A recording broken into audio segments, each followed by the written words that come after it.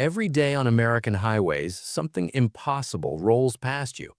Wind turbine blades longer than a football field, industrial reactors wider than a house, prefabricated buildings that look like they fell off the back of a UFO.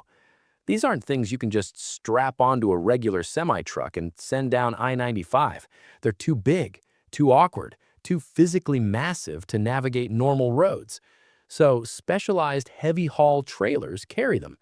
They creep along at 30 miles an hour with police escorts blocking intersections and warning signs flashing on every approaching ramp. People pull over to the shoulder, grab their phones, and stare as these enormous loads inch past. It looks like something from another planet. But almost everybody misses the strangest part. Hidden underneath the back of some of these trailers, just inches above the asphalt, sitting in what looks like a coffin on wheels, is a second driver. He's not in the main truck cab at the front. He's under the rear of the load, steering the back wheels independently. His job is to make tight turns possible for loads that would otherwise be physically impossible to maneuver. No airbags, no crumple zones, no protection if anything goes wrong. Just a seat, a steering wheel, and a few inches of clearance between his helmet and the road surface rushing by below. This is called a steerable dolly, or more commonly, a steer car, and it might be the most dangerous job in American trucking that nobody knows exists. But here's the part that really messes with your head.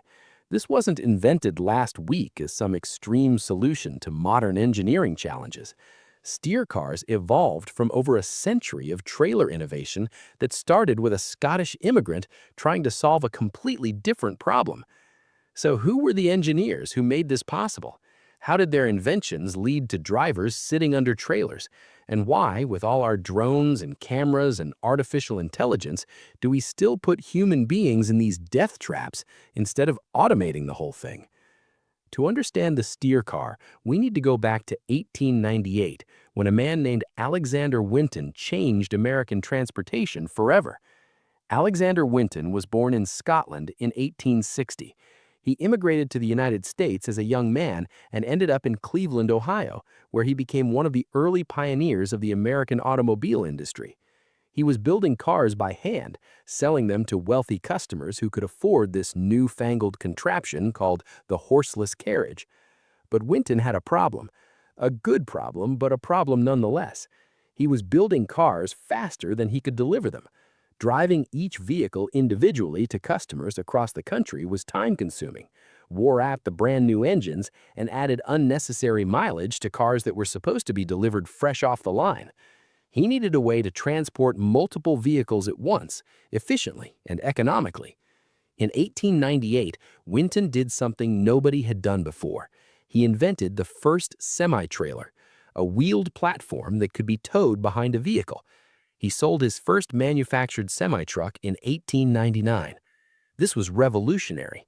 Instead of each vehicle traveling under its own power, burning fuel and racking up miles, multiple vehicles could be transported together on one rig. It was the beginning of an industry that would eventually move everything America makes. But Winton's early trailers were short and simple. They didn't need complex steering systems because they were maneuverable enough with just the front vehicle doing all the work. As loads got heavier and longer, other inventors built on Winton's concept. In Detroit, a blacksmith named August Charles Fruehauf built his first trailer in 1914 for a local lumber dealer named Frederick Sibley. Fruehauf saw the commercial potential immediately. He founded the Fruehauf Trailer Company in 1918, which would become one of the dominant forces in American trailer manufacturing for decades. That same year, 1918, a man named John C. Enders developed something he called the Trail Mobile. It was a trailer designed so a single operator could hook it to a car. Before Enders' innovation, connecting a trailer required 3 men. This made trailers practical for everyday commercial use, and the industry began to explode. But as trailers got longer and heavier through the 1920s and 1930s, a critical problem emerged. The connection between the towing vehicle and the trailer, the pivot point that allowed them to turn, needed to be stronger and more reliable. Early connections were crude and often failed under heavy loads. When a fifth wheel failed on a highway, people died. This problem was solved by a man named Herman Farr. Farr applied for a patent for his improved fifth wheel design on June 4, 1915. He received U.S. patent number 1,169,717 on January 25, 1916.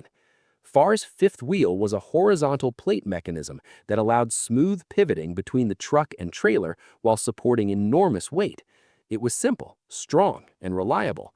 He partnered with Charles H. Martin to form the Martin Rocking Fifth Wheel Company in late 1915.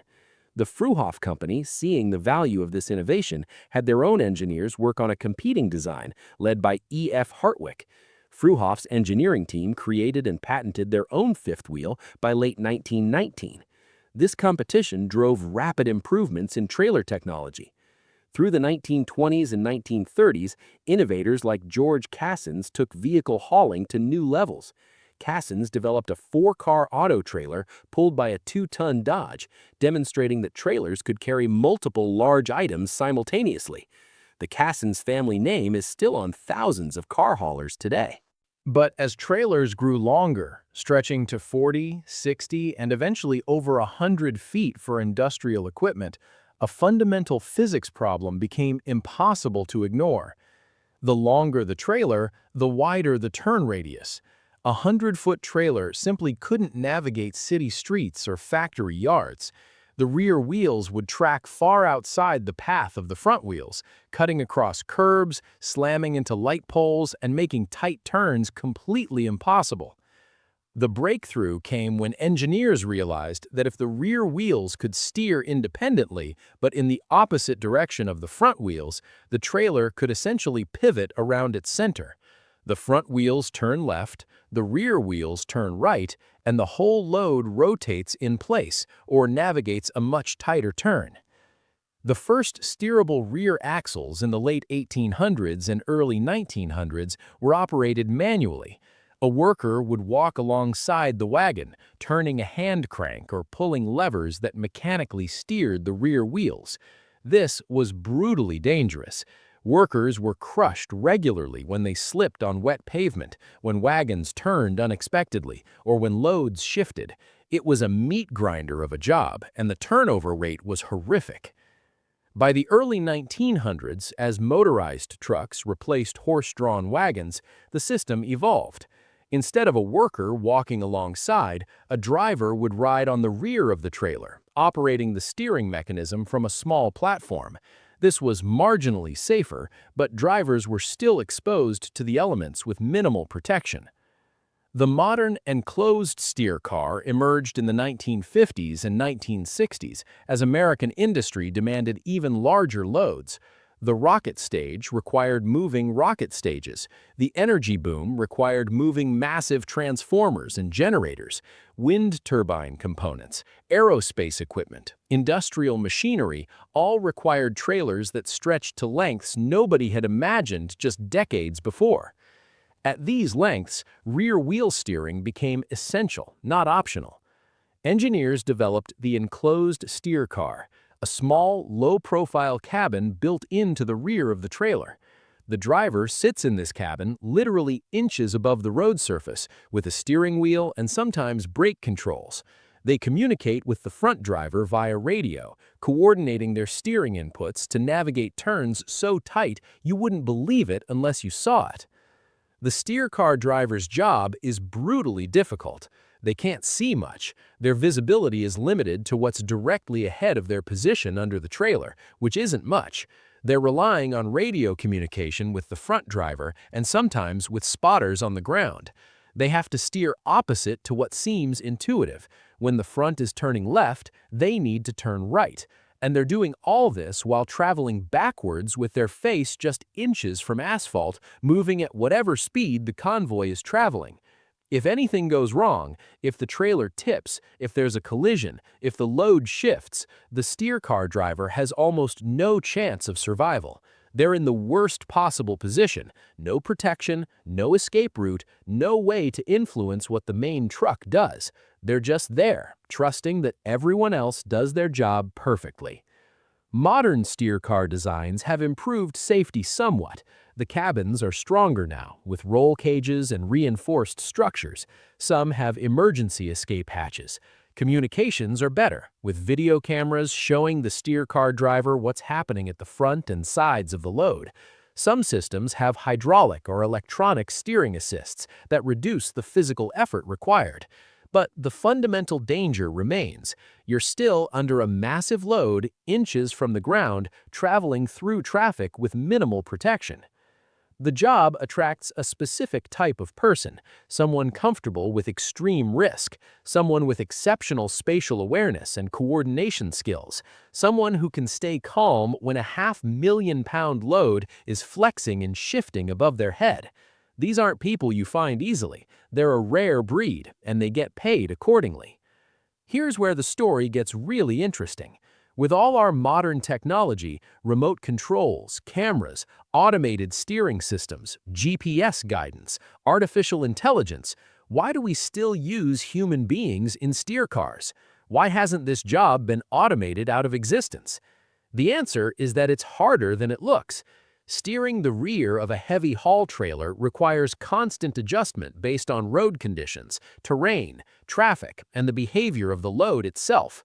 The driver isn't just following a predetermined path, they're making hundreds of micro-corrections per mile, responding to how the load is shifting, responding to how the trailer is flexing, responding to obstacles that appear from nowhere.